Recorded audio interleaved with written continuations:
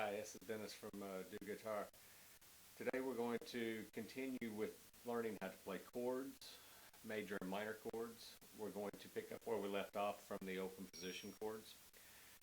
Like I said before, we're going to learn how to take them open position shapes and make them movable. Therefore, we can play every major and minor chord everywhere on the guitar neck using the CAGED system like we did in the open position. Let's get started. What we're going to do is start with the C major chord. Previously in the open positions we had used our first three fingers on the fret hand. Today we'll use our last three fingers to place down on the chord shape itself, because what we're doing is leaving our index finger or our first finger available to replace the nut. In other words, the places where the open strings were at, we're going to have to bar off with that finger. So for a C major chord shape, to make it movable to play every other major chord there is, we have to take our second finger now and place on the second string at the first fret, our third finger on the second fret fourth string, and our fourth finger on the third fret fifth string. It gives us a C major chord. Then we're going to slide that up towards the body of the guitar.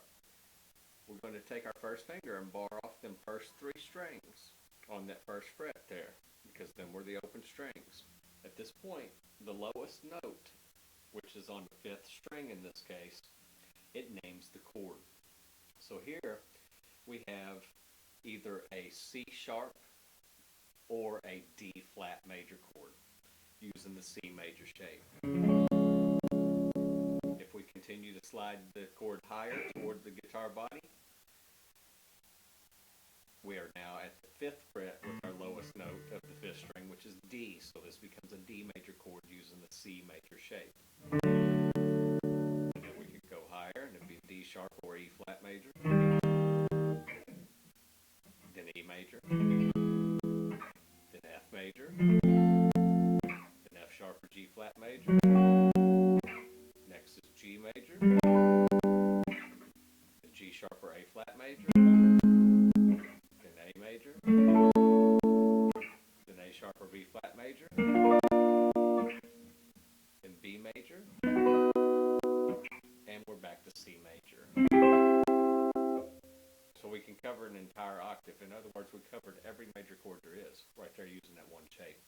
Now we can do that with all the remaining chords in the CAGED system. So next up we have the A major shape. So we'll take our second, third, and fourth fingers. We'll place them on the second fret of the fourth, third, and second strings. Notice this time that there is a fret, an open fret between where our fingers are at and the nut.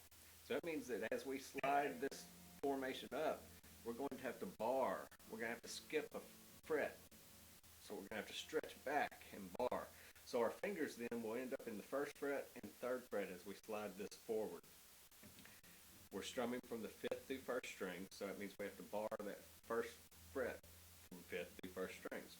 That becomes a B flat major chord using the A major shape. Slide it up higher, it becomes a B major chord. Another fret becomes the C major chord. Then the C sharp or D flat major chord. Next up is D major. Now we can continue sliding up one fret at a time and get the remaining major chords that could be played with that one major shape. Next up we have the A minor shape. So second finger is going to go on the first fret second string. Third finger is going to go on the second fret fourth string, and fourth finger is going to go on the second fret third string. It gives us A minor. We slide that higher. We bar through the fifth string, and that becomes B flat minor. Slide it higher. It becomes B minor. Slide it one fret higher. C minor. Slide it again. C sharp or D flat minor. Next would be D minor. And we could continue going up the guitar neck and gain the rest of the minor chords. So then we have the G major shape.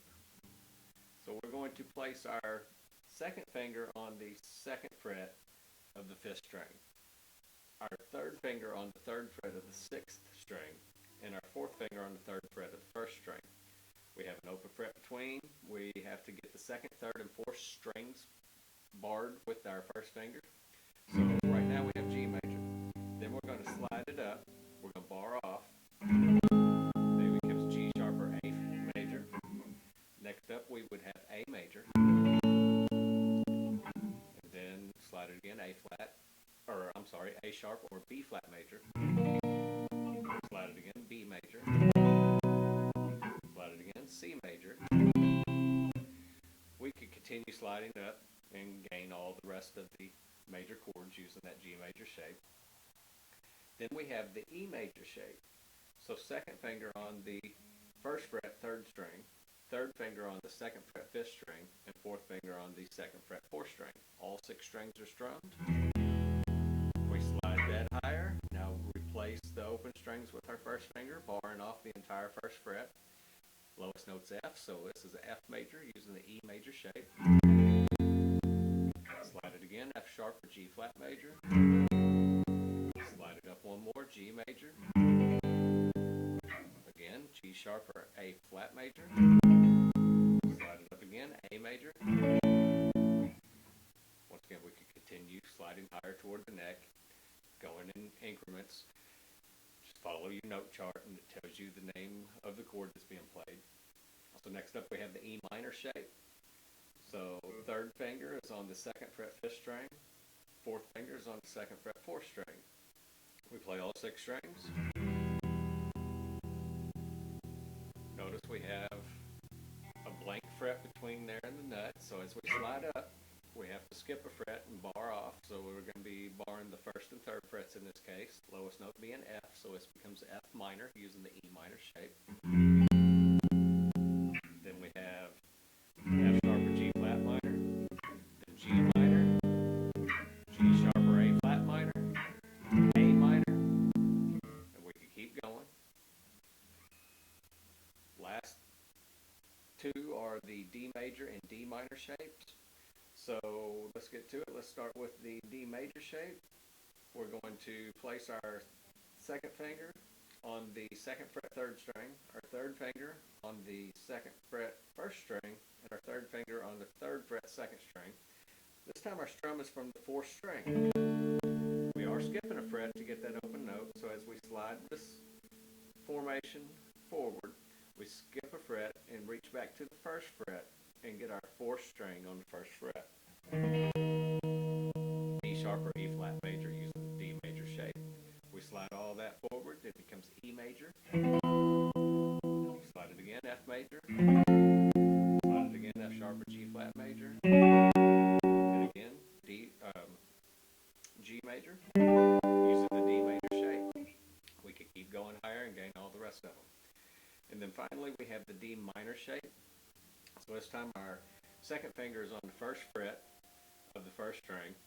Our third finger is on the second fret of the third string, and our fourth finger is on the third fret of the second string. Fourth string is where we begin to strum. So it's D minor. We slide it forward. We place our first finger on the first fret of the fourth string. It becomes D sharp or E flat minor. Slide it again, E minor. Slide it again, F minor. Again, F sharp or G flat minor. Again, G minor. So we can keep going through and gain all the remaining minor chords using that one shape right there. So that's how we do it. Practice. Take your time with it. Make sure that you're getting some good stretching in there with the fingers, so that way you're getting nice clear notes as we do this, especially on ones that we have to skip a fret. Like say, for instance, the E minor chord shape. Say I wanted to play an A minor chord using E minor shape. Well, what I would have to do is gain my E minor shape, slide it up to where the bar finger would now, lowest note be on an A note, which is the 6th string at the 5th fret. And I want to make sure that each note through there is nice and clear.